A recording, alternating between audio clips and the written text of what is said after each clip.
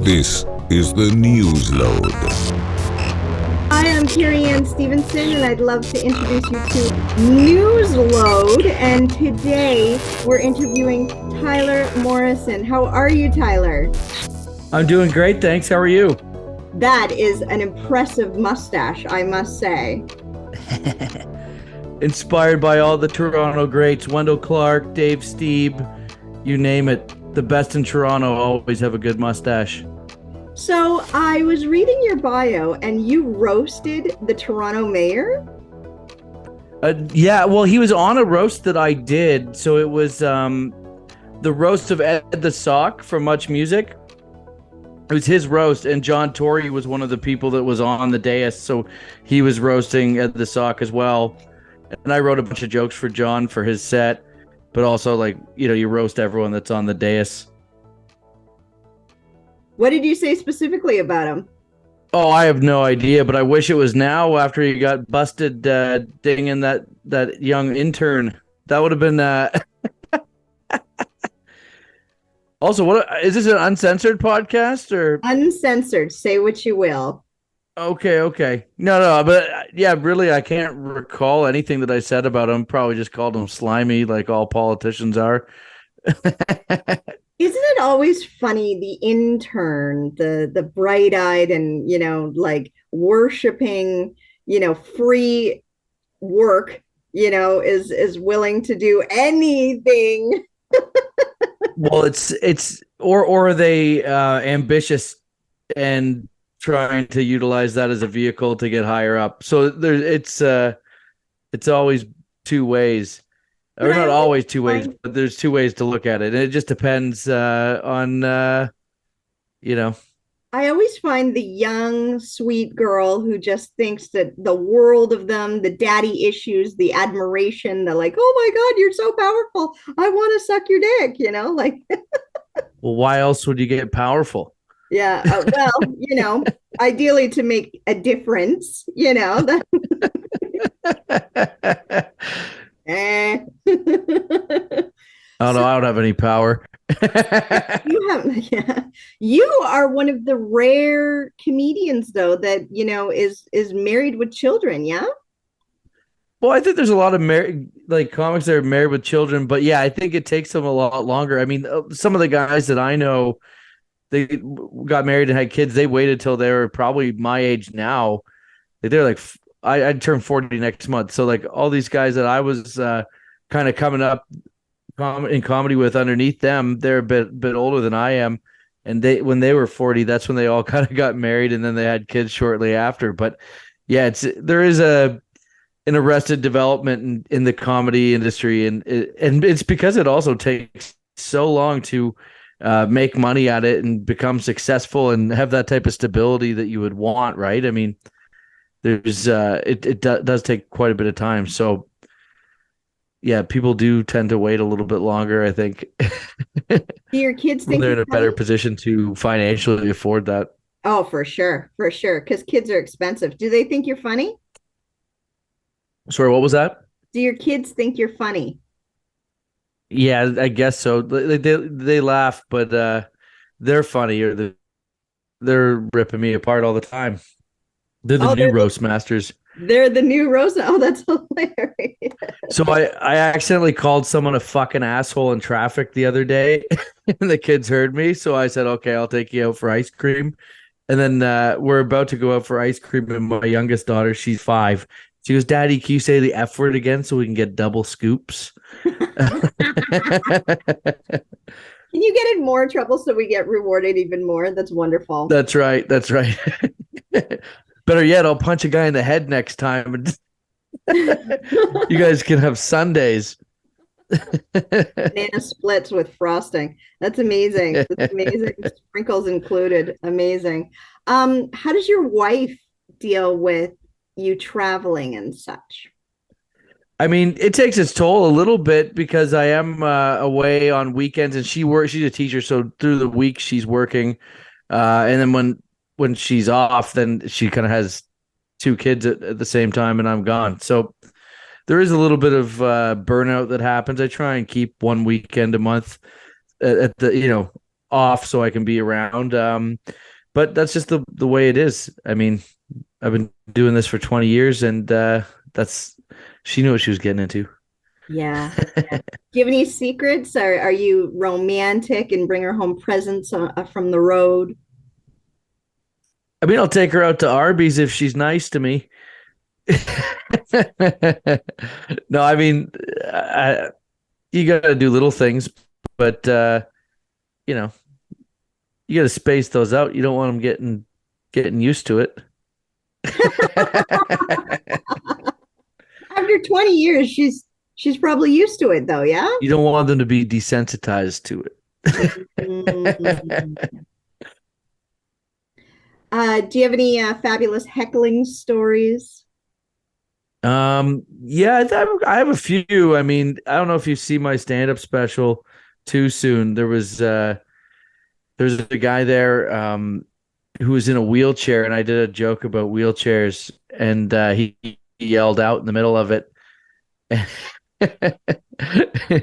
he yelled something like, "What, you don't like the wheels on my chair, bro?" And I thought he was just kind of joking, or like was playing along with it. And I said, "Oh, you're in a wheelchair? Stand up so we can see you." And then he got I guess he got upset. They had to carry him out of the club. So that was always fun when you walk a guy in a wheelchair. I try and contribute. I had another one. This one was tough. It was in London, Ontario, or not London, sorry. It was in Niagara Falls at the Yuck Yucks, and off to the side stage, there's this guy, and you cannot see this area of the club, so you can't see any faces over there.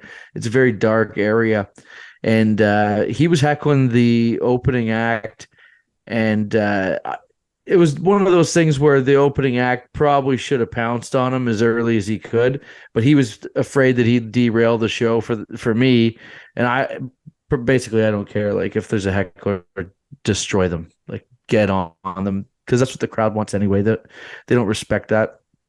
So anyway, I came up. I had a feeling this guy was going to be an issue. Sure enough, he starts interrupting me, being a moron, and I start asking him questions. You kind of ask them the obligatory, what's your name, what do you do, type shit. And this guy, he's giving me nothing. He's like, I ask him what's his name. He says Randy. I say, oh yeah, Randy, what do you do? He goes, I'm a trailer park supervisor. So right away, I know he's giving me bullshit. He's pretending to be one of the trailer park boys. And these are the most boring hecklers ever, because there's nothing you can do with it, and they're just fucking with the show. Like, they're just strictly being a disruptor. They're there to throw you off. And I can't get any real information from him, so there's nothing I can really do, and I can't see what he looks like, and no one else can really see him either.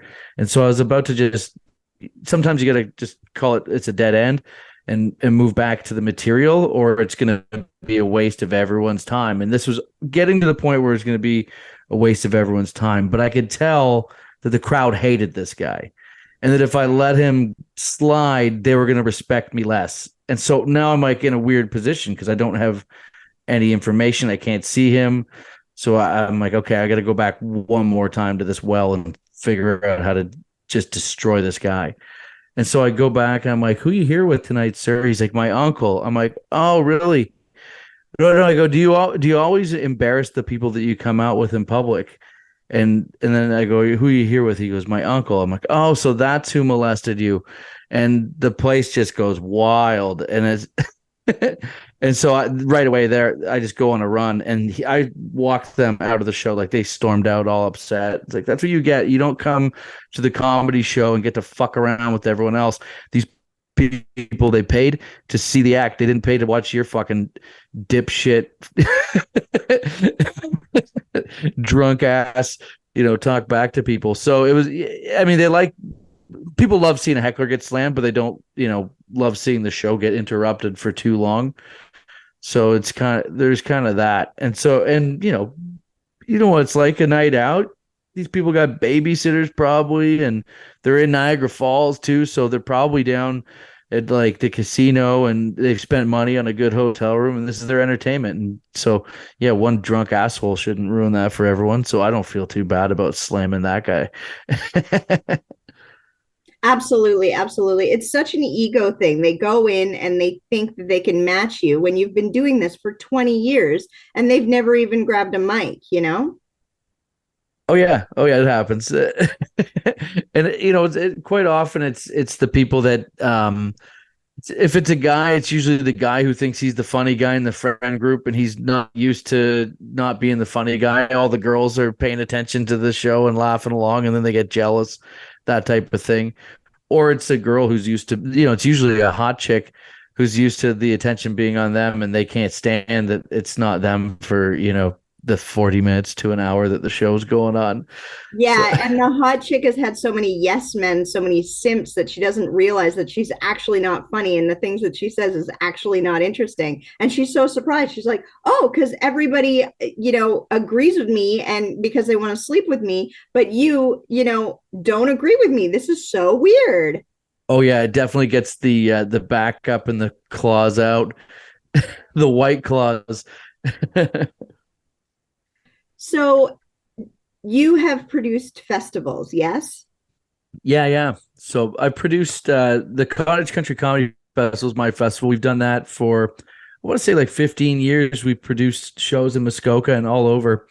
And we're just sort of putting the festival back together because we got really busy over the pandemic with other, business ventures, and my career is kind of taking off in other directions. So, but yeah, that's a festival that we run. And then the Dark Comedy Festival in Toronto is also something that I've had involvement in. And also now we have a new comedy festival in New Jersey called the Red Bank Comedy Festival. So we did our first year this year in April, and that was a great time too. So yeah, I love producing live shows and bringing great comedians together. And also we produce albums and specials through our record labels that we have as well. So I really find the producer's hat is so different from being the entertainment.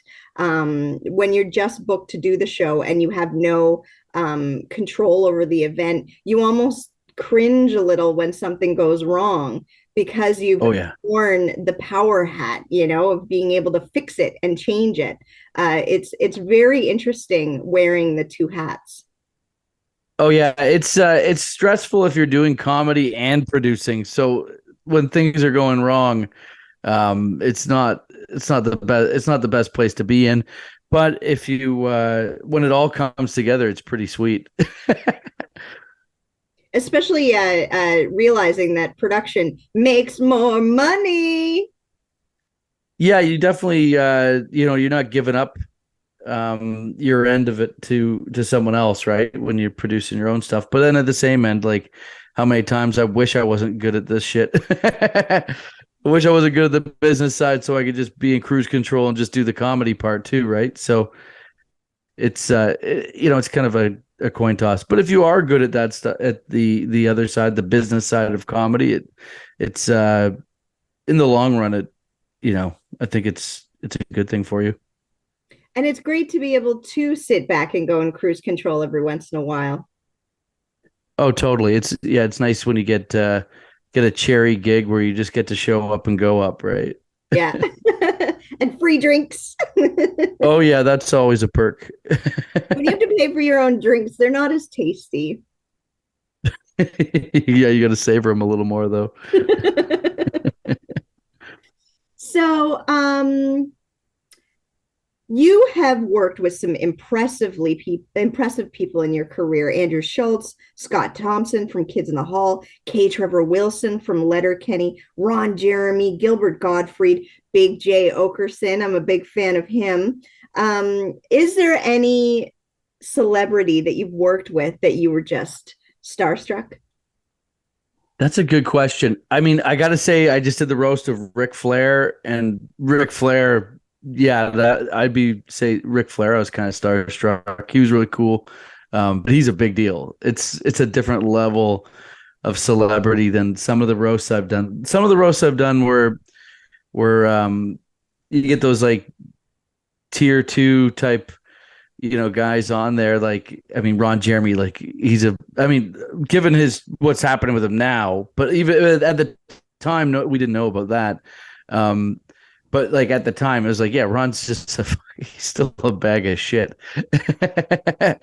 And like, I wasn't really starstruck when I worked with Dustin Diamond from Saved by the Bell, but it was cool. It is cool. Like when you get to these people you grew up watching in certain, things like Saved by the Bell. I watched that every day after school, and I got to write jokes for Dustin Diamond and party with him. And he actually was a really nice guy when I met him. I was sad that he passed away because I think he was just sort of starting to make amends with some of the choices that he made. Like I don't think he was very good to some of his fans and his past cast members. He did that tell-all book. It was a little bit how to put it.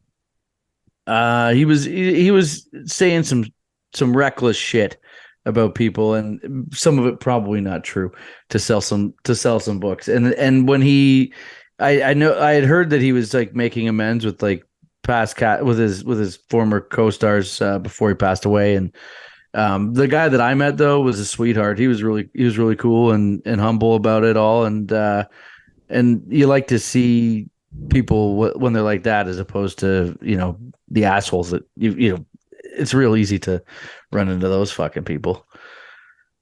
But yeah, starstruck Ric Flair for sure. Actually, like the only guy, and I don't want to say starstruck, but like I have the most respect for a comedian. His name's Doug Stanhope, and Doug Stanhope, I got to open for Doug Stanhope, and that to me was like more important than any of like the big celebrities or anything like that. He was such a good guy, like really, really cool. Took the time to hang out, and we drank a bunch of beers before the show, and that's a top tier experience. And we're talking about a comedian who, if you put his body to work up against anyone's, like he's up there in like the top 5 all time. I kind of have him the level of comic. He's a comics comic, and yeah, that's getting to do shows with him is pretty awesome. Yeah, Doug Stanhope is definitely impressive. Oh yeah, he's a wild card. And you know what? The way he did it his way, and he didn't really play by the rules of the industry, and still has his he has his following and does his comedy on his terms. That's the most respect. The thing I respect the most, when you can do it like that, it's unreal. Very, very true. Very true. Do you have anything that you'd like the audience to know about coming up? Yeah, sure. So I'm next week, if I don't know when this is going out, but next week I'm going to be doing 2 shows. I'm opening for Andrew Schultz at Fallsview Casino in Niagara Falls, and at the Caesars Coliseum down in Windsor. So those are going to be 2 pretty wild shows on Andrew Schultz's The Life Tour. And then I have a new stand-up special that's going to be coming out on October 20th. It's going to be on YouTube. It's called Pimp Daddy. So you're going to want to go to my YouTube channel and subscribe, and you can watch my last special, Too Soon, is on there. So you can check that out in the meantime, and then get ready for October 20th for the new one. And if you really like my comedy, you can subscribe to my Patreon. I've got a show that I've been doing on social media. I've been putting them out called Roast 'Em All, and I do pretty regularly. I do these roast videos about people, celebrities, and whoever's fucking up that week type thing. And the full length uncensored ones I put on the Patreon. So the stuff that social media will flag, or it all goes on the uncensored Patreon, and you can get access to all of my other stand-up specials are on there. So you get all that and regular content, and I'm always pulling out stuff from my comedy archive, my vault from the last 20 years of being a prick on stage. So but all your links and all your connections are on tylermorrison.com. .ca, yeah. Someone stole the .com way back in the day, and there's no way I'm paying that guy. The only thing I'm paying that guy is a visit. Well, Tyler, I think that you're absolutely incredible. I hope that your show with Andrew Schultz goes very well. Can you please give him a high five and a thumbs up for me, because I think he's very, very funny, and I'm very my God, yeah. I'm happy. In the game, one of the nicest guys. You know what? We also met. I think you and I met back when I was doing shows with Gilbert Godfrey in London. That's when I met you. Yeah, I remember that. So yeah, that's another guy. I've got to open for some pretty cool comics. I mean, and the fact that we've lost Gilbert Gottfried now, the fact that you had that opportunity, I watched, but you got to, hang out with him. So that's yeah, cool. Yeah. It's it makes you think about, like I always tell young comics, enjoy the process, enjoy the in between. Everyone thinks about, I gotta get this gig, I gotta get that gig, and all they're thinking about is the gig.